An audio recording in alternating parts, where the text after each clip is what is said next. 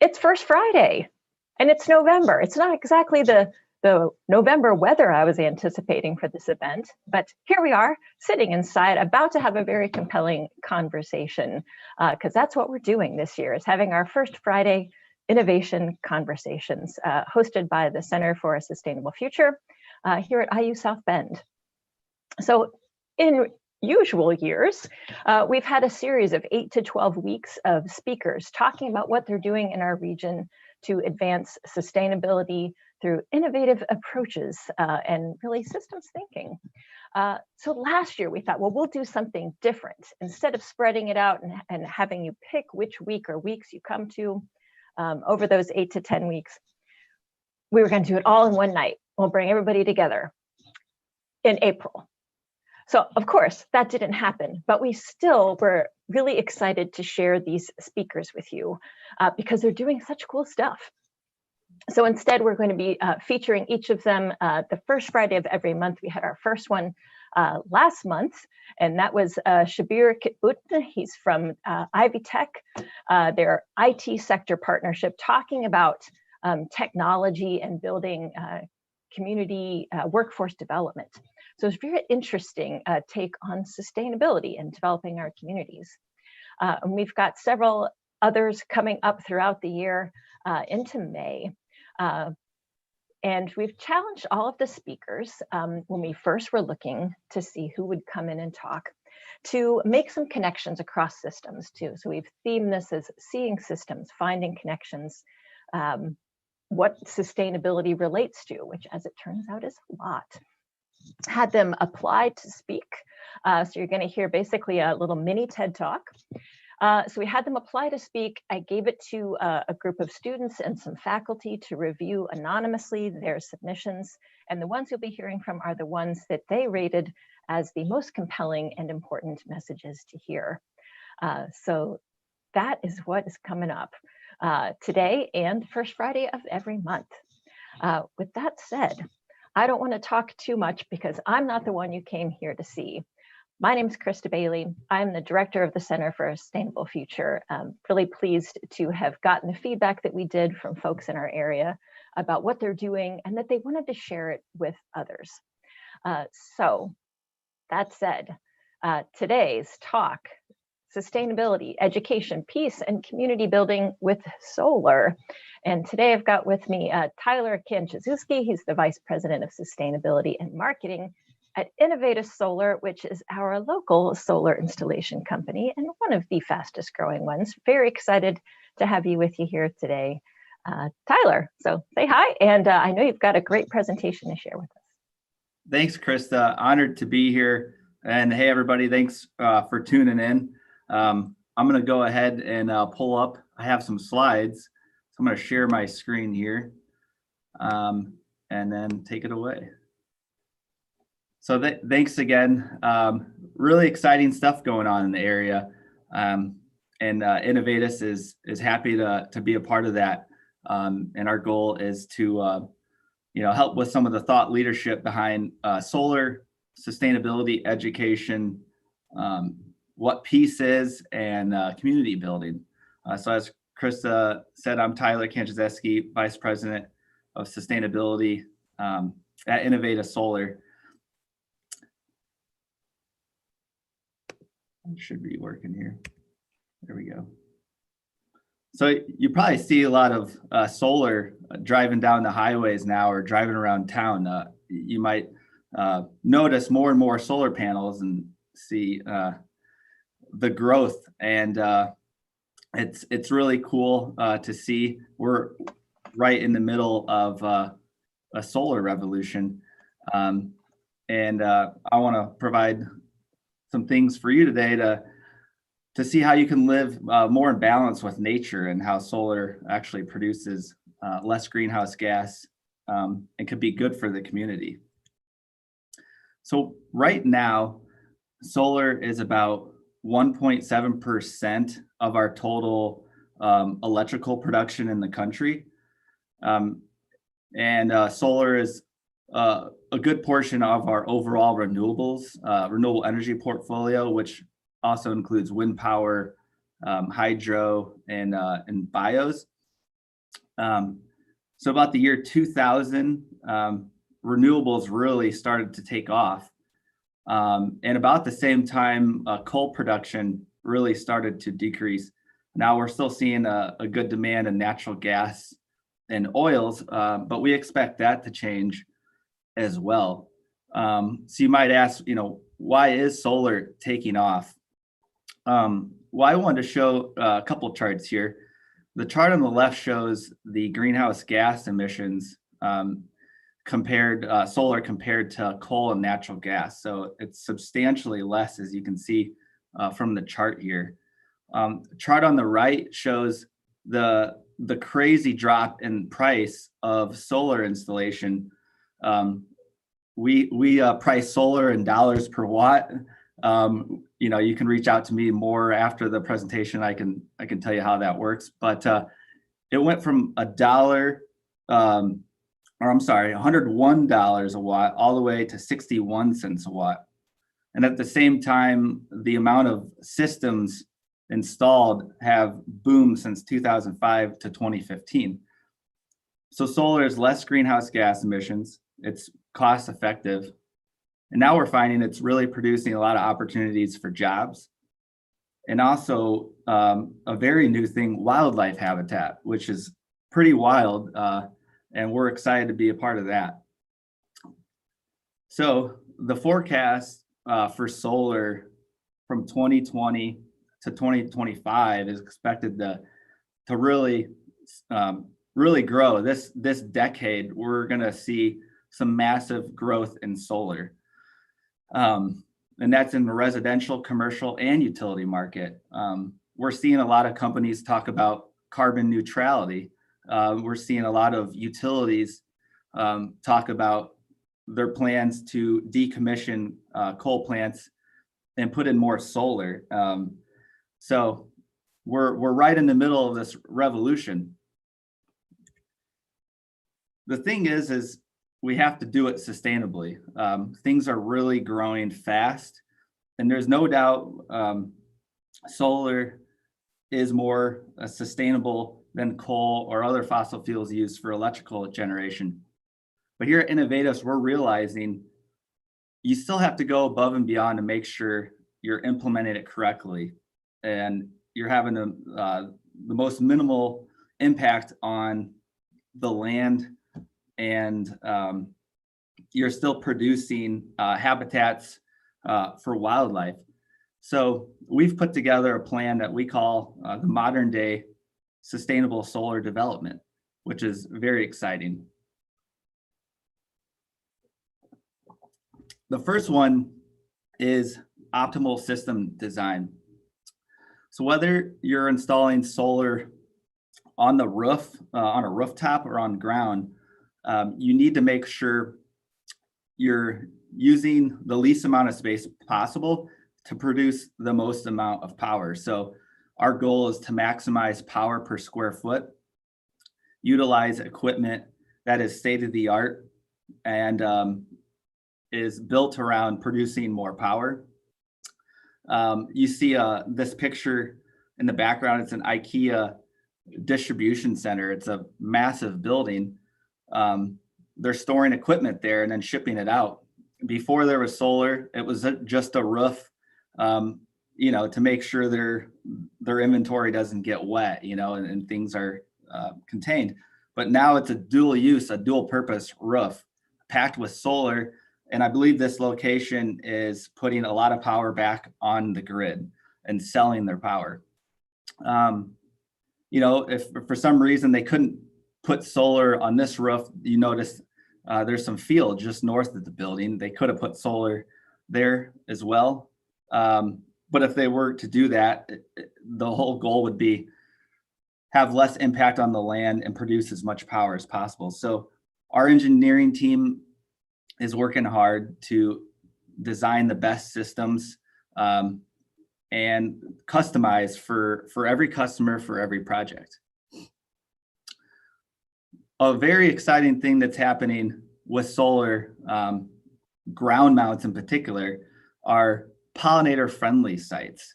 This is a very new thing for solar. So a lot of us are learning a lot about botany. We're almost thinking about bringing in an in-house, having somebody be our in-house botanist, because this stuff is tricky, and learning about all the different plants that are natural, that are native to areas of the country.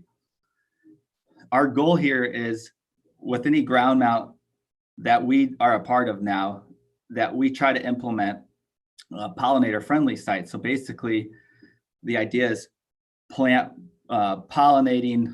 plants with the solar array, and they're great for bees, butterflies, and other pollinating insects.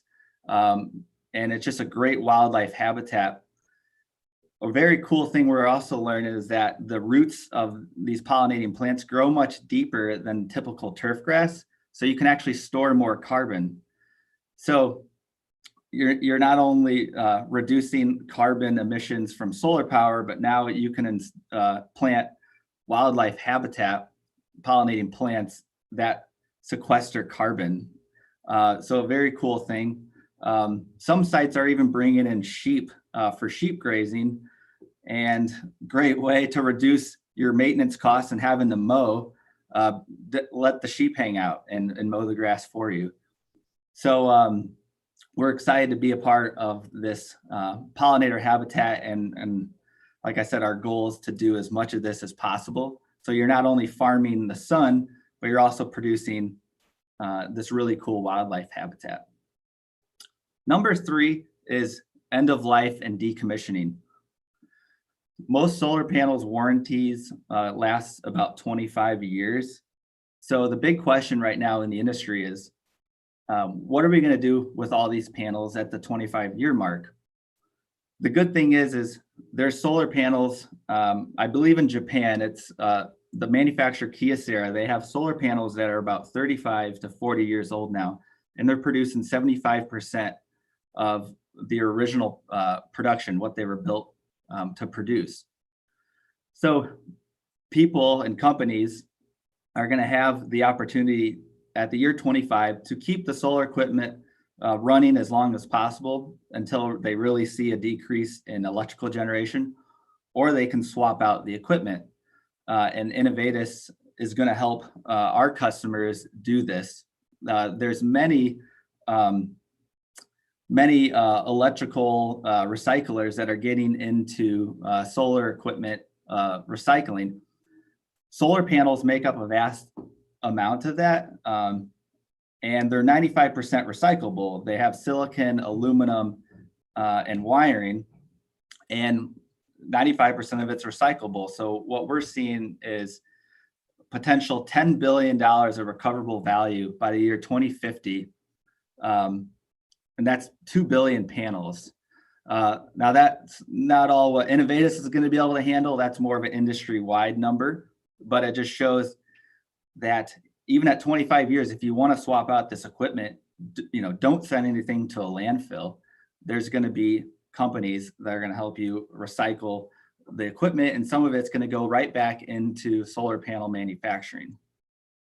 Which brings me to initiative number 4 for sustainable solar development: job site waste reduction and zero waste practices.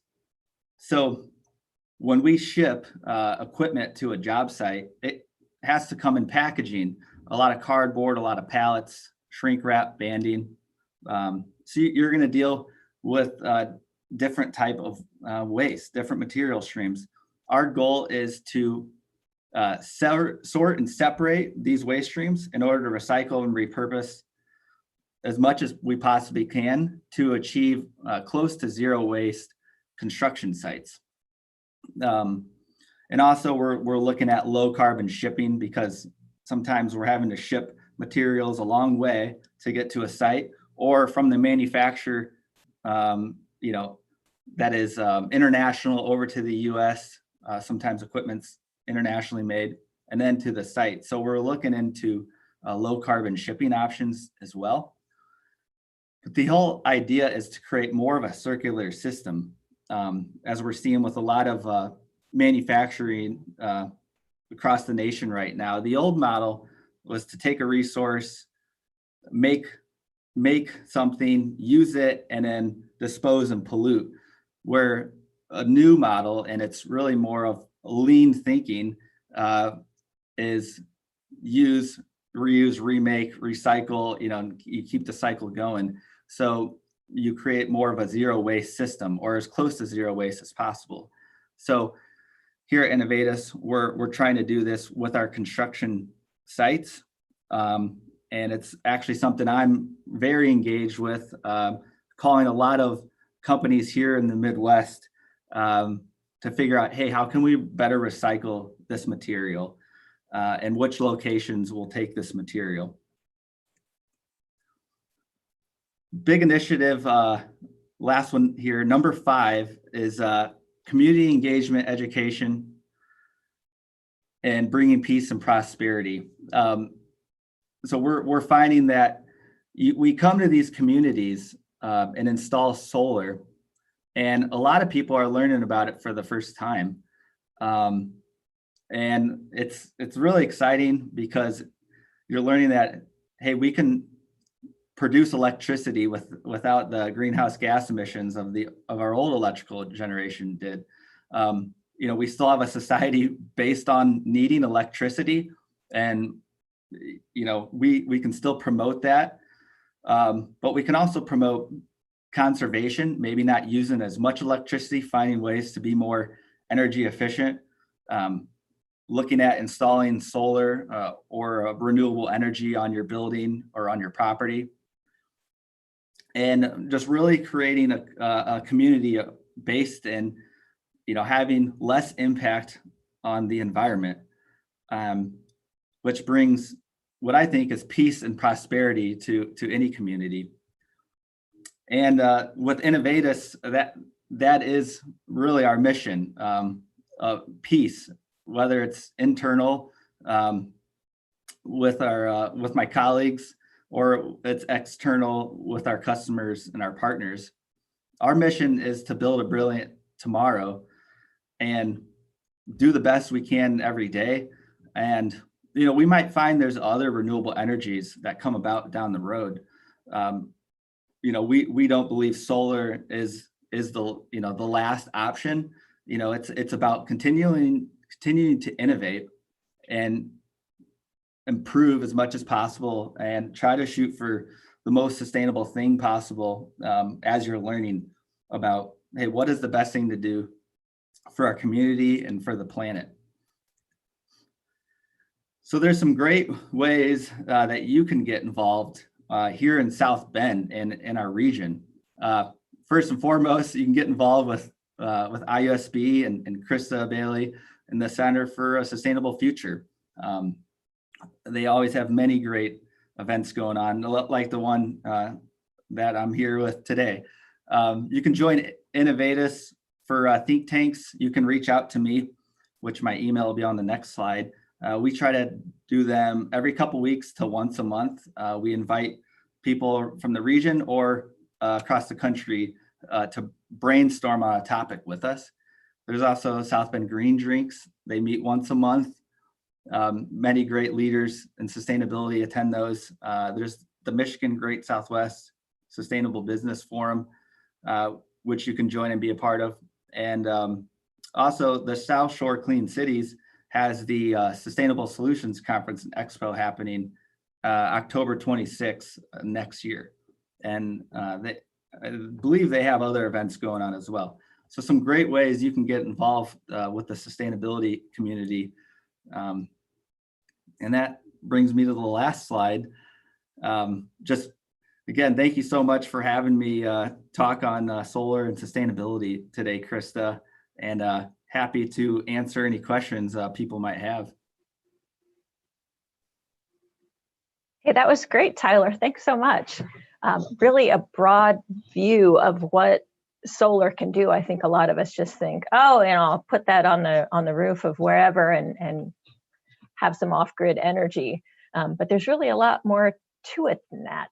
And I do have a couple questions. I know we've got a little bit of a delay from when we speak to as people are seeing us on YouTube. So I'll give you all some time to post a question or two or three 'Cause I know I have a bunch. So I'm going to take privilege of the floor and get started and ask you a question. Just like clarifying, I guess at first you had some really compelling numbers to start out of the drop in the price of solar from $101 to 61 cents.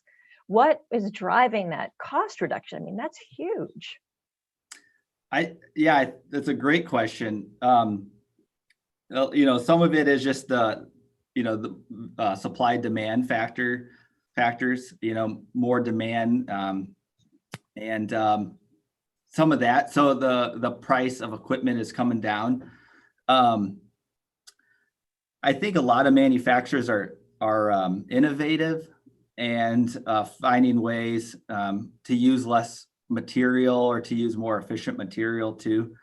And I think when they first started building, in the 90s and early 2000s, they were learning where the costs would be, and they some of the first iterations of products became the whole process, it became expensive, and then they were comparing that to coal, oil, natural gas, and other forms of energy, and realized, wow, we need to innovate here and bring down the pricing to make it competitive. So we saw a lot of manufacturers really change the way they do things, come out with new equipment, and bring down some of the pricing. Also, labor rates used to be very high. I think a lot of installers were learning about a new technology and how to install it. And now that they've had more years of practice and installation, they've been able to work on their labor numbers. So the labor rates have come down quite a bit as well. So that's been good. So yeah, I think it's a mixture of the material costs and manufacturers getting better, more innovative. There's more demand, and installers are just getting better and better and able to offer more competitive pricing. That's so interesting. I mean, just like with sustainability initiatives, it takes a systems approach to make a change, and you're seeing that same thing in terms of the solar pricing. That's really interesting and cool. Yeah. So I'm gonna take the privilege of the floor again and ask a follow-up question. And this was a picture of a solar field that you showed on one of your slides. And underneath it, it clearly was like barren dirt. There was nothing there. And then you started talking about what you were looking to plant underneath. But I'm just wondering what the case was for not putting anything under there, or maybe having to mow, because you've made a really good case for having sort of pollinator friendly areas. So what was the thinking for some of those more barren under panel areas? Why would people not want anything around a panel? Yeah, I think the biggest thing was that there was no shading. So if before, it was like, hey, if any weeds or bushes grow, they could grow tall enough to potentially shade a solar panel, and definitely raises some potential red flags, because if you're installing solar, you want to produce as much power and not get shaded. And speaking of shading, we see some people not want to put solar on parts of their roof or their building because like a tree might cast a big shadow. And that's understandable. You don't want to have to cut a tree down to put solar if you don't have to. So I think the shading issue was the biggest thing. That, hey, let's people actually used to put rock down under the solar panels. So it's like, hey, let's kill all the weeds, like anything from growing. Put down some chemical or put rocks down. And as equipment has become more efficient and the racking for solar panels has improved, people started realizing, hey, we're getting the panels higher off the ground now. and maybe we can do grasses or pollinator habitat, and not worry about shading the solar panels. So you do have to think about getting your bottom panel height higher off the ground, like 30 inches or above, to ensure that you're not going to have any shading issues. But yeah, that leaves plenty of room for those native plants. And if you knew you were going to have something underneath it, you just sort of adjust the racking or the mounting to accommodate for that, right? Yep. Yeah, exactly. Okay. Yep. Yeah. Most of the racking is adjustable, or you can request with the racking company, hey, we want to go 6 inches higher off the ground because we're doing pollinator habitat, and it's sometimes a slight price adder with equipment, but it's really not that bad at all. And then the really cool thing about pollinator habitat is once you install it, and it takes a couple years to establish very well, but once it's established, you pretty much don't have to mow it. You can mow it once a year. Versus if you have like a Department of Transportation grass mix that you would see like on the highway, a lot of people install that type of grass with solar. You have to maintain that and maybe mow 10 times over a season, and spray down more chemicals to kill off certain weeds. So you're really reducing a lot of your maintenance costs, and we see just tremendous benefits and cost savings in maintenance. Oh yeah, that sounds like a really expensive approach to take to not put in a pollinator habitat. Seems like it would be a lot of money, and of course not a great benefit for the environment. So yeah, exactly. Hey, I do have a question posted that popped up. So a renewable energy question for you. What do you think is more, or what have you found to be more, quote, farmland friendly for vast rural heartland areas, solar or wind? I would say, they both have their pros and cons. I would give solar the edge on, I do work for a solar company, but I think solar, now that you can do pollinator habitat, now that you can do like sheep grazing, there's tremendous benefits there. Also, we've seen, I believe it's in Colorado, a solar farm where the panels were actually higher off the ground and they were growing real crops. So they definitely spent more money to get the panels higher off the ground, a little bit more equipment versus, a 6 inch or a foot that we're having to do. It looked like they did several feet, but they had some crops growing. Great option though for smaller arrays. If you're talking about the large scale utility, that might be harder to do. With the wind, I think the big thing there is just cost. It is pretty competitive with solar. They're very competitive in total cost. But I'd say costs more in the terms of like your brand and your image, because it is more of a site. It's more visual, where solar kind of can blend in. Solar doesn't get as much negative press versus wind. I'd say overall they're both good, and I think it's really going to come down to a balance of both.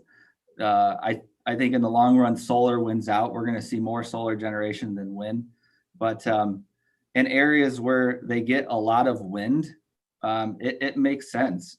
Certain areas don't get a lot of wind, and you should look at doing solar for sure.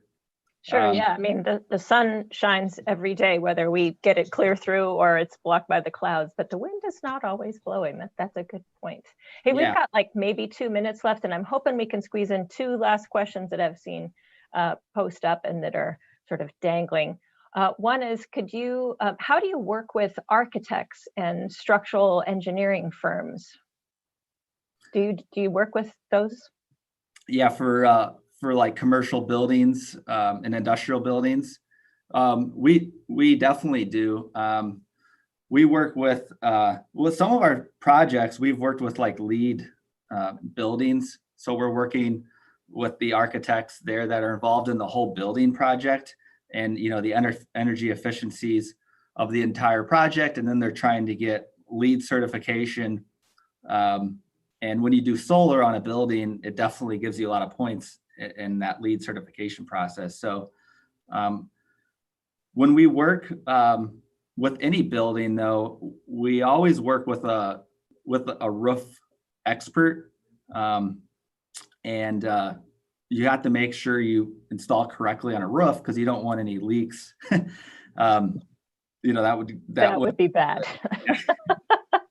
So all right, so there's a couple other questions. So you do work with them, and that makes sense because you want to get it on right and have it fit with the building. Hopefully there's two questions. They just got posted. Everyone's got questions at the end because apparently you're really getting people thinking right now. So are you mostly doing, this might be a short answer, doing installations on fields or on roofs?